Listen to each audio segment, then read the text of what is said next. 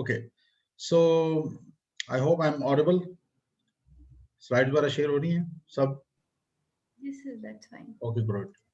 So we were discussing about the importance of South China Sea, and of course the Chinese. They are seriously looking toward this particular region, and they are trying to, trying their utmost to control this region through their military and through their political, influence.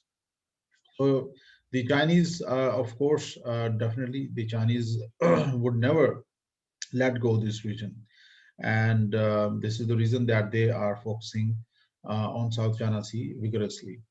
So this is one of the reason. Secondly, the Vietnam, another important country in this region. They are also, extracting resources, oil and gas resources from this region, and especially the areas which are closer to the, Vietnam in South China Sea. They are, exploring oil and gas from these resources or from these areas. Like for example, Petro Vietnam has concluded 60 oil and gas exploration and production contracts with various foreign companies, जिसमें बहुत सारी companies जो हैं वो Europe की हैं, US की हैं, और India, of course India is also there, and they are, working with the Vietnamese to extract resources. Now India and China, you're well aware that these two powers, they have got, many issues, unresolved issues. So the Vietnamese, they are, seriously pursuing these contracts with other powers just to counter the Chinese. Philippines, it's a small country, and it's a very small, you can say, economy, and it accounts for 5% of GNP. Their, fisheries, and so they are, heavily dependent on this, and this is the reason that they claim certain areas in South China Sea, so they can support their economy with that particular thing. So there are, overlapping fishing grounds, issues, and sometimes जिस तरह आप देखते हैं ना, पाकिस्तानी जो है वो Indians जो है वो पाकिस्तानी वाटर्स में आके करते हैं फिशिंग, और पाकिस्तानी जो है उधर चले जाते हैं तो पता ही नहीं चलता और वो पकड़े जाते हैं. So this is the same situation which is happening there. Cases of encroachment, firing of warning shots by the Chinese, or इसी तरह से the pursuits of operations are common. So these are, some common issues which are taking place right now in South China Sea. So situation is volatile, and sometimes, sinking of vessels also have occurred in this region. So China is dominant. China is dominant in this region, and all these countries are subservient to it. And this is the reason that Vietnam, Philippines, Indonesia, Malaysia, they have got backing of the United States of America at certain point. Politically and, economically, the United States of America is supporting these powers. Other than that, ये हमने discuss कर लिया था. Some 2,700 ships pass through this Bartley Island every day. This is also important. And what 50% of Asia's oil supplies and 80% of strategic goods transit this region. We have already discussed all these things. It's just a repetition. Around 66% of Japan's oil requirements also are coming from Middle East, and it has to pass through this area. So basically, this region is very important region as far as the, world economies are concerned. Major power, major economies are concerned, and this is the reason that the issues are there. And the Chinese, they have emerged as a regional power in this region, and they have got, a strategy of area denial. Now, what is strategy of area denial? It means that Chinese have developed such capabilities that, like for example, they have got nuclear submarines, they have got frigates, they have got, coverties, anti-submarine warfare, maritime aircraft. So they are not allowing any other power to enter in this region, and in especially the specified area of China. So they are dominant power, and regional countries can never collectively, they can't even challenge the Chinese prowess.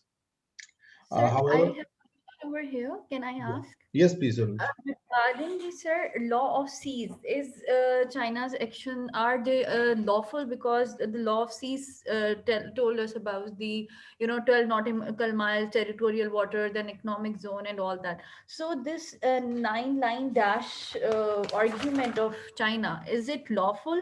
And what's the stance of the law of seas on it? Law of seas had given a verdict against China, a few years back. And Okay. but the Chinese were not happy over it, and Chinese are not accepting that. And you know very well, Aruj, this is the world, realist world, and might is right. And Chinese are very powerful country. They are veto power. They are economically vibrant. They are the largest, you can say, trading partners of all corners. For example, Latin America, ASEAN region, all these countries are actually dependent on China. So they Yeah. can't do anything about it. So Chinese are not accepting any verdict from the ICJ even, and they are very powerful, and they are controlling things. So militarily, politically, economically, they are dominant. So this is the reason that no country can't do anything about it. So Okay. it is against law. In short, it is against law. The Chinese are doing against law, and Nan dash line has no significance when it comes to law. But when it comes to the Chinese interest, there is no law. Chinese are not are taking it. They are not accepting it, and there is no central authority in the world which can pressurize the Chinese to do otherwise. Okay. Okay, sir. And another one that is extension to your point is that the recently, the Agreement of Regional Comprehensive Economic Partnership (RCEP) that has been signed by 15 countries, and all of these countries are included in that. So, is that agreement is basically for mitigating this situation or something like that? This such type of agreements always takes place, and they have got some loose alliances against China.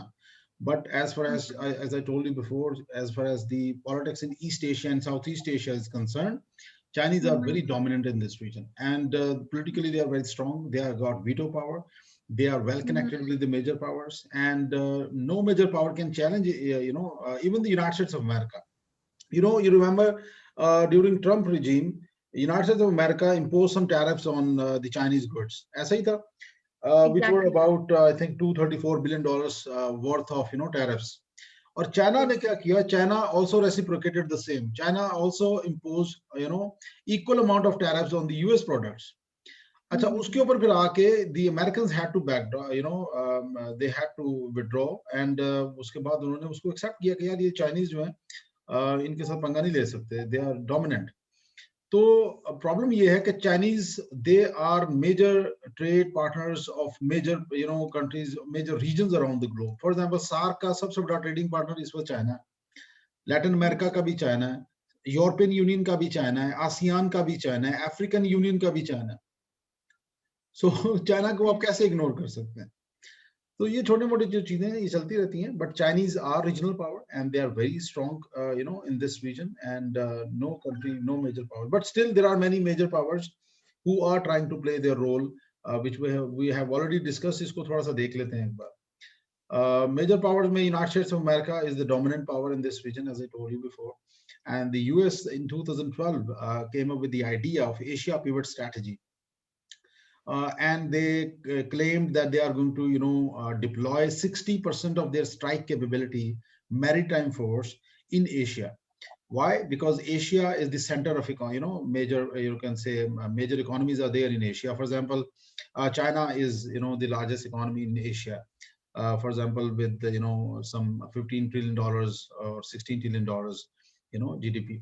Apart from the Chinese, you have got Japan, which is again another major economy in Asia. For example, $5.8 trillion. उसी के साथ South Korea. फिर India is there, $2.8 trillion.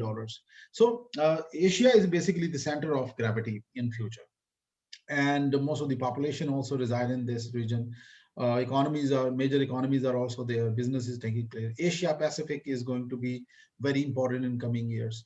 So this is the reason that the United States of America, they are also focusing over this region, and they are coming up.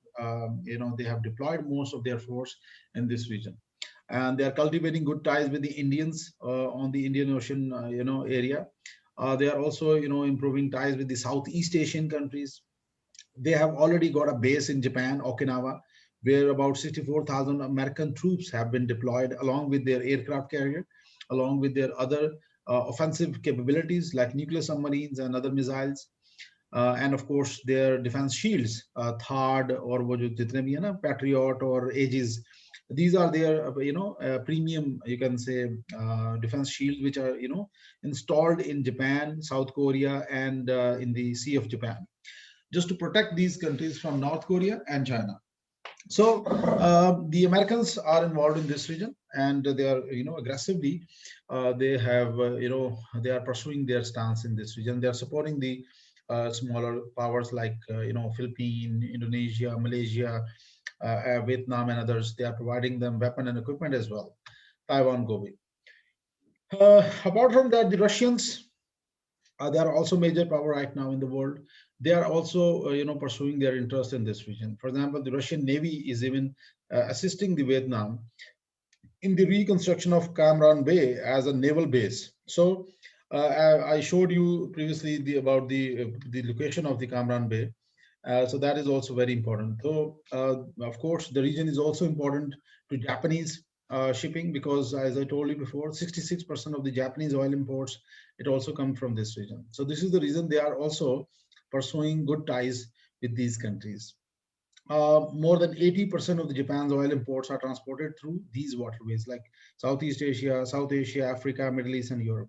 So this is the reason they are cultivating ties with these powers who are against China, of course. And UK is also is party to five power defense agreement, and which also involve Malaysia, Singapore, Australia, and New Zealand. So UK is also involved in this region, and the defense pact is not an alliance. But if hostilities take a break out in the South China Sea, obviously Britain would be obliged to help Malaysia, and has an interest in keeping the sea lanes free for trade, because their economies are also relying on this sea lanes of communication. So this is the involvement of major powers like United States of America, Russia, UK, and others.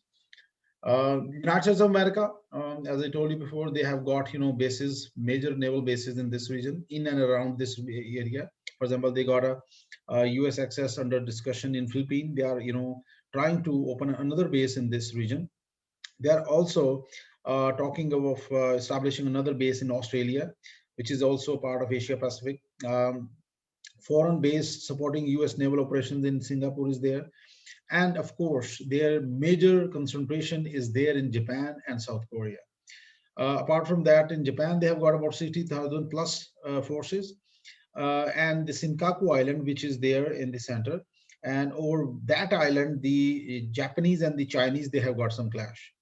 So they are also based in that particular island, and plus, apart from that, they have got a base in Guam, which hosts about 9,000 forces, which is away from this region, but still it is closer proximity to this region, this Asia Pacific area. So basically, the United States of America and their allies, they have got influence over this region, and they are in and around China just to protect their own interest, sea lanes of communication, and others. Another major power, I would say, India is also involved in this region. India, as we all know, that it's a major economy. It's a major, huge population. So it's a big market for the US and Europeans. Automatically, they have got some clash with the Chinese, of course. 1962 war has never been forgotten. Because of that war, they faced defeat and they lost Aksai Chin areas. And even today, they have got some issues over Ladakh and Doglam areas where 22 or 20 Indian soldiers were killed, brutally killed by the Chinese. So they have got some political issues. They have got some economic, trade is there. But at the same time, they have got some strategic, problems. Why? Because the Chinese are closer to Pakistan. They provide all sorts of weapon and equipment to Pakistan. So this is the same strategy which the Indians are also applying. The Indians, they have got stationed themselves in Vietnam, and they are supporting Vietnam, and they're providing them economic support, they're providing them military support. Along with that, they are also helping them in extraction of resources in that particular area. So according to the Indian ambassador to Vietnam, he stated that the dispute should be resolved as per international laws. Of course, international law is against China, so they are supporting that. The South China Sea is very important, and there should be safety and security of the international ships so that imports and exports are not affected. So this was the statement given by the Indian ambassador, which is obviously against the Chinese interest.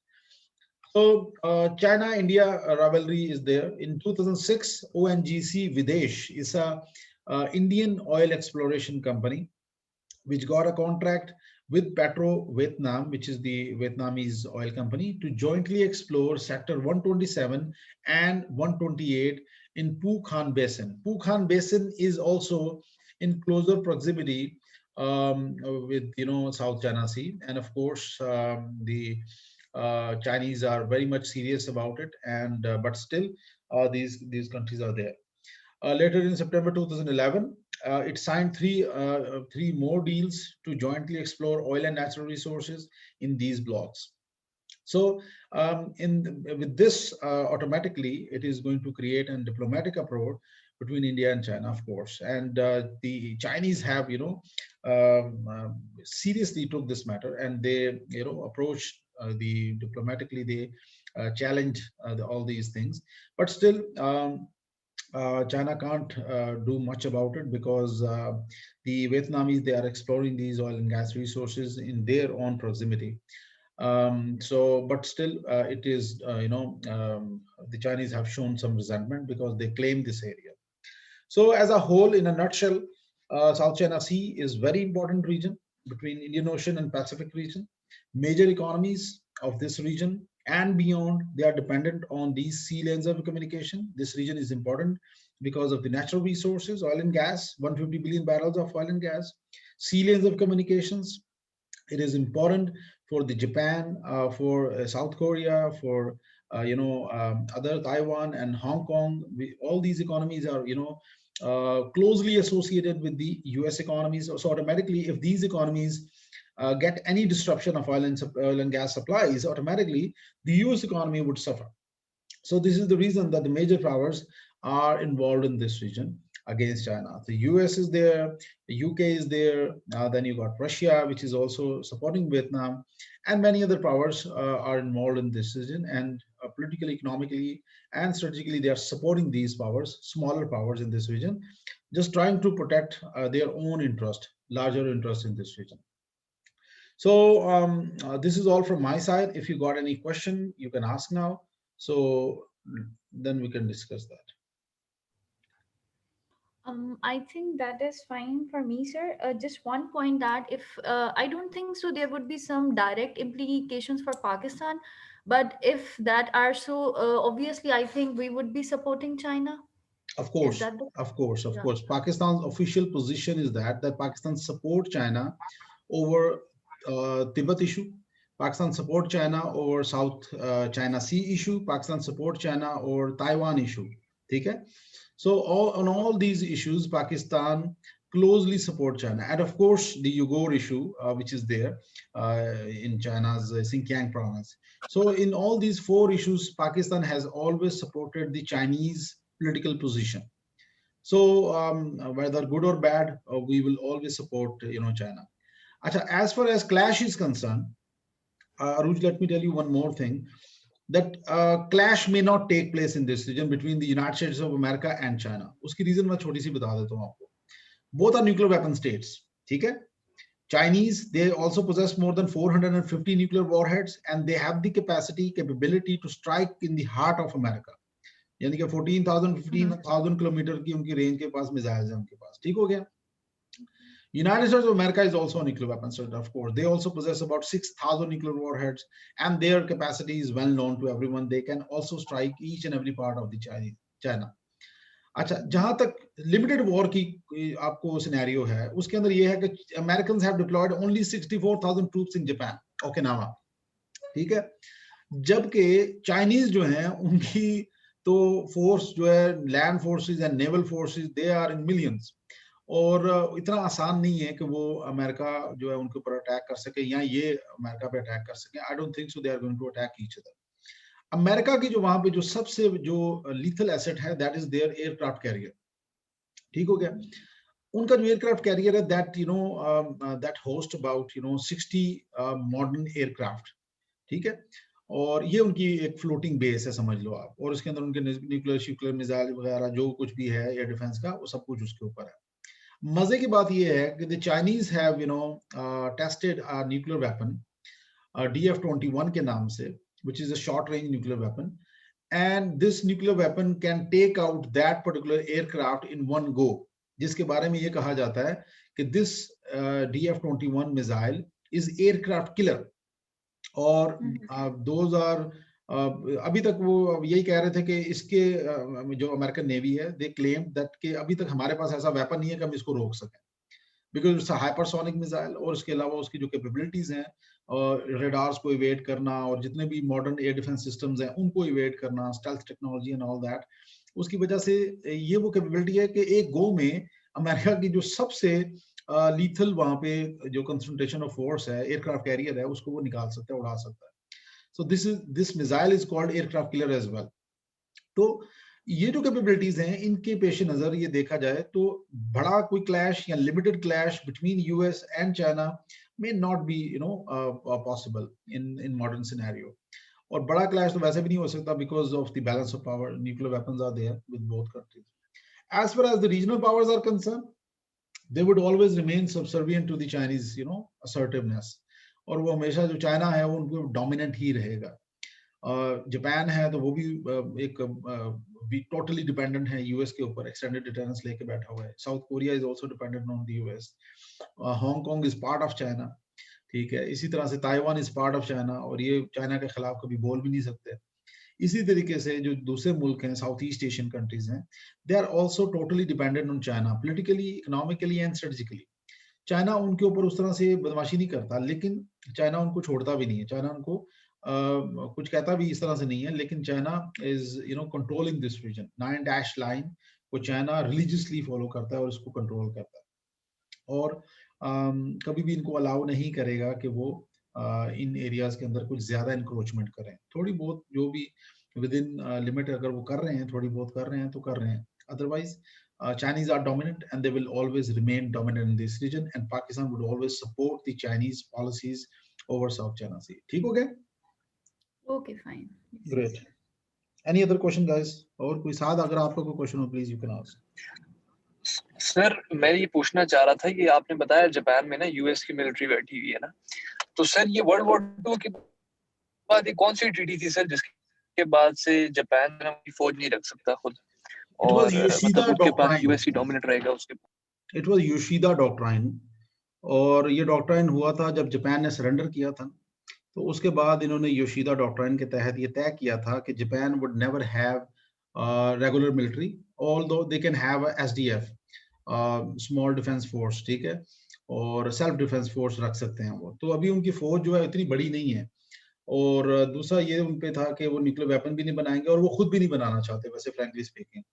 the Japanese people, they don't like nuclear weapons, और वो कहते हैं कि nuclear weapon हम नहीं बनाएंगे. Although they possess more than 100 nuclear reactors, यानी कि वो चाहें तो बना सकते हैं, क्योंकि उनके पास रीप्रोसेसिंग प्लांट्स वगैरह सब कुछ है. अगर वो चाहें तो 1-2 साल के अंदर अंदर वो वेपन ग्रेड प्लूटोनियम, यूरेनियम वगैरह कर के they can achieve this capability. लेकिन politically it is not viable and acceptable to the Japanese politicians and people. जो बंदा इस पे बात करेगा उसको जापानीज इलेक्शन में ही हरा देंगे. Secondly, but now they are pursuing some offensive capabilities, जिसके अंदर they are aiming for 5th generation aircraft capability, long range air defense systems, hypersonic missiles from the US. उसके अलावा और बड़ा कुछ वो अमेरिका से ले रहे हैं, जो कि एक डिपिक्शन देता है कि they are acquiring preemptive strike weapons, यानी कि नॉर्थ कोरिया इससे पहले उन पे अटैक करे, ये नॉर्थ कोरिया पे अटैक करके नॉर्थ कोरिया के मिसाइल शिजाइल जो है उनको खत्म कर दें. इस तरह की capabilities they are acquiring from the US, जो कि ऑफेंसिव उसके अंदर आ जाता है. तो अमेरिका इनको सपोर्ट कर रहा है, अमेरिका इनको बहुत बड़े लेवल पे असला बेच रहा है. अगला जो लेक्चर हम करते हैं ना, उस पे कर लेते हैं रूच यूएस जापान के ऊपर, ठीक है, ताकि ये वाला जो पोर्शन है ये आपका कवर हो गया. साउथ ईस्ट एशिया वाला, ये जो साउथ चाइना सी है ना, ये साउथ ईस्ट एशिया वाला पोर्शन है. जो ईस्ट एशिया वाला पोर्शन है वो सेपरेट है. ईस्ट एशिया में देयर आर 8 स्टेट्स, ठीक है, जिसमें प्राइमरीली चाइना है डोमिनेंट. उसके बाद उसी की चाइना के आगे जो पार्ट्स हैं, ताइवान और हांगकांग है और मकाओ है, ये 4 चाइना के समझ लो पार्ट हो गए. उसके बाद North Korea, South Korea, Japan, Mongolia, these are the other 4 parts. यानी कि ईस्ट एशिया के अंदर ये 4 मुल्क आते हैं. And then you got South East Asia, जिसके अंदर मेरे ख्याल से 11 मुल्क हैं और वो अलग से हैं, इंडोनेशिया, मलेशिया वगैरह, ये सारे लाओस, कंबोडिया वगैरह, ये सारे साइड पे हैं, बर्मा वगैरह। सो बेसिकली ये जो आज हमने कवर किया, ये हमने साउथ ईस्ट एशिया का पोर्शन कवर किया। नेक्स्ट क्लास में मैं कहता हूँ कि हम लोग ईस्ट एशिया का पोर्शन कवर कर लेते हैं और उसके अंदर हम देख लेते हैं यूएस और जापान की जो स्ट्रेटेजिक कोलैबोरेशन है and how it is impacting on China, और उसको देख लेंगे कि what are Chinese strategies and how Chinese are pursuing their goals in this particular region. तो इसको फिर कवर करके फिर नेक्स्ट हम कर लेंगे इंडियन ओशन के ऊपर, कि इंडियन ओशन के ऊपर मेजर पावर्स का क्या रोल है, जिसके अंदर इंडिया इज देयर, इंडिया, उसके बाद चाइना इज देयर डेफिनेटली, इसके बाद फिर अमेरिका है, उसके बाद फिर दूसरी मेजर पावर्स हैं। सो इसी तरह से इस सीक्वेंस से जब आप तीनों एंगल इसको कवर कर लोगे ना, तो इसमें आपका Asia Pacific, Indian Ocean, major powers role, South China Sea, East Asia, जितना भी ये सारा कवर हो जाए। ठीक हो गया? Yes, that's fine. Perfect. All right. Any other question, guys? No, sir. Thank you so much for your lecture. No problem. It was fine. I was always so much terrified by this topic, South China Seas को मैं 2016 से इससे मैं भाग जाती थी। नहीं, इससे भागना नहीं लेकिन है, इससे डरना नहीं है, इसको डराना है। और मैं आपको एक और चीज बता दूं अरूज, आप ना इसको, जब क्वेश्चन को हमने अटेम्प्ट करने का जो तरीका है ना, वो भी बड़ा जरूरी है। अगर ये क्वेश्चन आ जाता है कहीं पे भी, तो इसको अटेम्प्ट करना भी बहुत स्ट्रेटजी के साथ करना है, ठीक है? जिसमें आपने इसका इंट्रोडक्शन ऑफ कोर्स वो देना है, आउटलाइन वगैरह बना के सारा खूबसूरत सा introduction with facts and figures, और कोशिश करें उनको हाईलाइट करने, जिसमें मैंने हाईलाइट किए हुए हैं ना, ये बड़े सिंपल से हैं। और सबसे इंपॉर्टेंट चीज मैंने आपको बार बार बता रहा हूँ, मैप्स।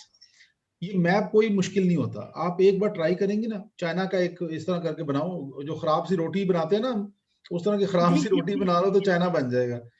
या फिर आप ये जो छोटा सा कोई मैप उठा लो साउथ चाइना सी का, किडनी बना लो एक, तो वो साउथ चाइना सी बन जाएगा। उसके साथ आप ये 4 जो आइलैंड्स हैं इनके नाम लिखते हैं और इन कंट्रीज, इर्द गिर्द कंट्रीज डाल दें, तो ये आपको बहुत अच्छे नंबर देगा। उसके बाद फिर आपने जितनी भी फैक्ट्स एंड फिगर्स हैं अलोंग विद दीज हेडिंग्स, आपने ये डालनी है, और इसको एक एक पैराग्राफ, 4-4, 5-5, 6-6 लाइनों का paragraph, that's it. Trust me, once you guys do it, तो ये आपका एक तो मैं कहता हूँ इस पे अगर ऐसे भी आ जाए तो you can easily attempt it, ठीक है? तो इसको जरा सीक्वेंस में आप लोग करके इसकी आउटलाइन बना लीजिएगा अच्छी सी, और उसके बाद इसको आप कवर कर लीजिएगा। बहुत ही सिंपल है, बहुत इजी है, और ये मैंने मल्टीपल सोर्सेज से पढ़ के ये मैंने आपके लिए एक चीज बना दी थी इसको ना। तो इंशाल्लाह ताला ये आपको काफी हेल्प आउट करेगा हर सब्जेक्ट के अंदर। अल्लाह करे करंट अफेयर में भी आ जाए इस तरह का क्वेश्चन, तो आपको मजा आ जाए, ठीक है? इंशाल्लाह सर। ऑलराइट, तो विश यू गुड लक, इंशाल्लाह फिर मुलाकात होती है कल, ठीक है? Okay, thank you. Take care, अस्सलाम वालेकुम सर। अल्लाह हाफिज़, टेक केयर माय डियर।